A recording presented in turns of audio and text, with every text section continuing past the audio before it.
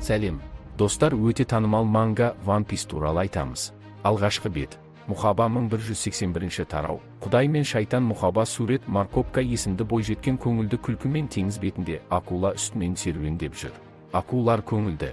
Бұл кейіпкер мен Вана жерінде тәттілер аралында және жануарлар аралында танысқанбыз. Накахара Мичиден есімді көрерменнен өтініш. Апта сайын шығатын One Piece манганы қазақ тілінде көз қарақты көрермендер үшін жеткізіп айтамыз. Лайк басып тіркеліп кетің, жаңа One Piece манга тарауды бастаймыз. Екінші бет. Иму мен Локи арасындағы шайқас жалғасады. 14 жыл бұрын Локи әкесін еске алады. Харальд өзінің нашар патша болғанын айтады және Локиге өзінің хан тағына отыруын өтінеді. Локи алыптар 300 жыл өмір сүреді. Әкем Харальд болғаны 144 жыл өмір сүрді. Ол тым жас өмірден өтті. Әкемді өлтірген сенсің деп Имуға айқайлап айыптап күрсінеді. Иму осы бір қолайсыздықтан енді ешкім жапа шекпесін. Му зардап шекті деп жауап береді. Бұл өзіне қарай айтылған сөз сияқты. Үшінші бет. Локи ашумен Рагнер балтасымен найзағай толтырып алып Иму жаққа сермейді. Қатты ашумен қарғыс атсын сені деп айқайлайды. Локи тағы әкесін еске алады. Харальд мені қалай есте сақтайтыны маңызды емес. Ең маңыздысы Эльбафтың болашағы. Келісесің бе? Локи ашумен. Сен ол күні менің әкеме не істедің? Деп айқайлайды. Аспаннан найзағай жерге бағыттайды. Бұл Рагнер балтасының күші болса керек. Локи балтасын жоғары көтеріп бар күшімен төменгі жаққа қарай сермейді. Найзағай балтасы. Деп айқайлайды. Бұл балтаның күші болса керек. Ал Иму қозғалмай орнында тұр. Ал Иму Локи жаққа қарап тұрған кезде Имудың артқы жақ бетінде белгісіз бір тылсым нәрсе пайда болады. Құдды бір ібіліс сияқты құбыжыққа ұқсайды. Қатты дауыспен айқайлап Локи жаққа ұшады. Иму мен Локидің күші бір жерге тоғысты. Локидің балтасы тоқтап қалды. Иму белгісіз бір құбыжық тәріздес күш. Локидің атақты Рагнер балтасын тоқтатты. Имудың күші Амен деп аталған күшке қатты ұқсайды. Себеп Зоро, Санджи алыптарды осы бір атаулы күшпен жеңген болатын. Манга алыстан көрсетіледі. Эльбаф жеріндегі көрініс. Локи мен Иму арасындағы қақтығыс от пен найзағай соққысына айналады. Ал ерік Хаки күші жан жаққа ұшады, арты шулы жарылысқа айналады. Жапондық манга One Piece әрі қарай жалғасады. 5-ші бет. Бізге Лилит пен Бонниді көрсетуден басталады. Локи мен Имудың шайқасының соңы дауылды соққымен аяқталған сияқты. Бонни Санджиді ұстап алған желмен ұшып барады, ал Лилит оларды тоқтатқысы келеді. Нами мен Джинби бұл соққыға аң-таң болып қалады. Локи Имуға екінші деммен соққы жасауға талпынады. Локи аң-таң болып, сенер емеспін. Ол менің соққымды қайтарып жіберді ме? Бұл қара жалын не өзі? Сенде қандай күш бар? Локи бұл күш туралы білгісі келеді. Иму саусағының ұшын үрлеп қара жалын шығарады. Му аса қуатты жауынгерлік күшке ие. Бұл дегеннің Омен деп жауап қатады. Қара жалын атауы осылай таныстырылады. Бұл күш туралы өткен One Piece мангаларда көргенбіз. Құдіретті рыцарларға берілген күш болса керек. Локи аң-таң себеп Иму өзі сияқты үлкен болып кетті.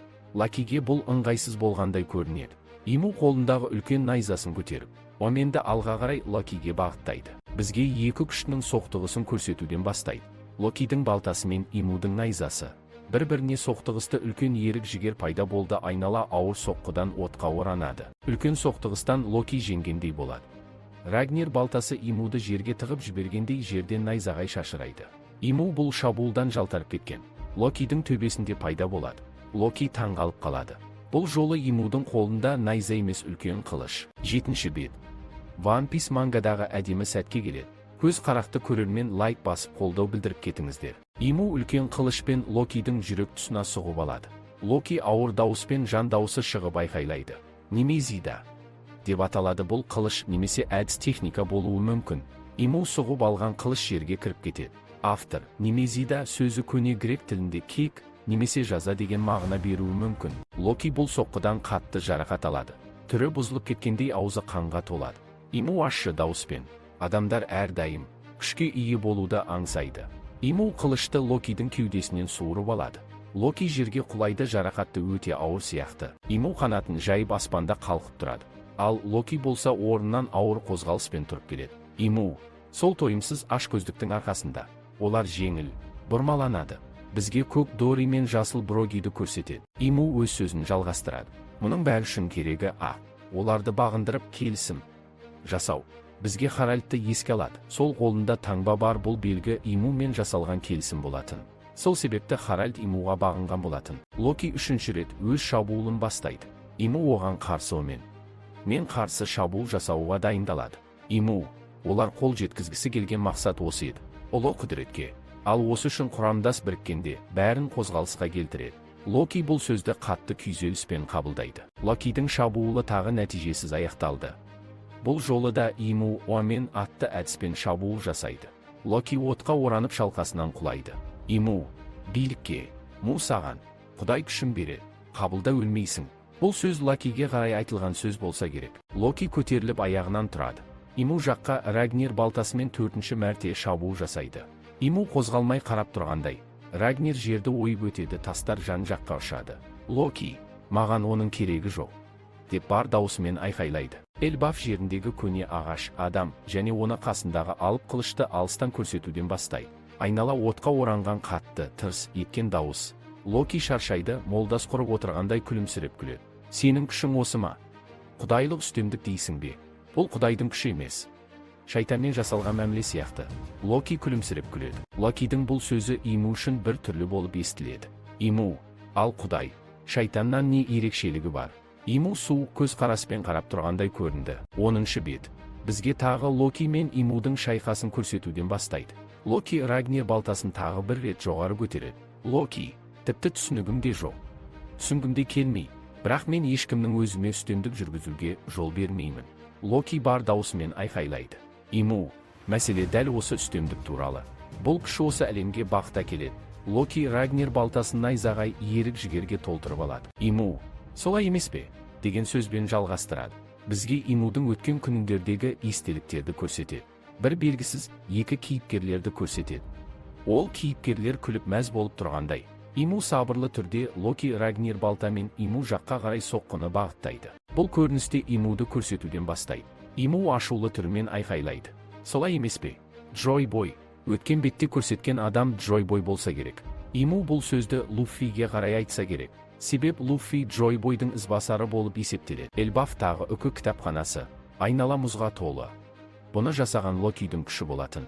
Бізге Луффиді көрсетеді. Аузы тамаққа толы. Луффи, тағы да жеу керек. Одан да көп. Қарғыс атсын. Тамақ өтпей жатыр. Мына жігіттің еркі, хаки, мықты екен. Егер мұның бәрін жеп бітірмесем біз жеңе алмаймыз. Күшеніп сөзін аяқтайды. Луффи үшін тамақ энергия, бұл тамақты тауысып шайқасқа шықпақшы. 1181 тарау соңы. 12-ші бет. Локидің бұл жолғы шабуылы Имуға дәл тиеді. Рагнир балтасының жалынды найзағай соққысы шашырай ұшады. Локи ашумен, жетер енді болды. Осы әрекетіңмен мені менсінбей тұрғаныңды білдіресің. Локи Имуды алысқа ұшырып жібереді. Сөз жоқ, бұл соққы әдемі болды. Иму жарға барып жабысып қалады. Локи жеміс күшін көрсетеді. Бұл күш туралы өткен мангада түсіндіріп айтқан болатын.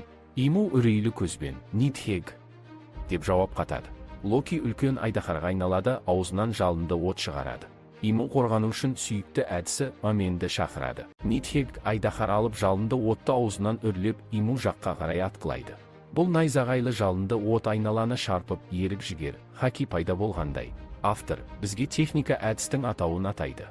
Найзағай әлем. Локидің Нидхег айдаһар атқан найзағай әлем атты жалынды отты бұлт болып тарай бастайды. Күлімсіреп тұрған Иму көрінеді. Сен шынымен оралдың ба? Иму сөзін аяқтайды. One Piece манга соңы осымен аяқталды. Қазақ тіліне аударған Елдос. One Piece аңызға айналған манга қазақ тілінде әр апта сайын шығып тұрады. Құрметті көрермендер, егер мың көрсетілімнен асып жығылса, сіздер үшін манга жалғасын табады. Осы мақсатқа бірге жетейік. Біздің елде One Piece манга оқитын жандар көп деп есептеймін. Лайк басып қолдау білдіріп кеттім. YouTube канал үшін дайындалған жұмыс. Келесі аптаға дейін аман есен қош болыңдар, жаңа One Piece манга шыққанша.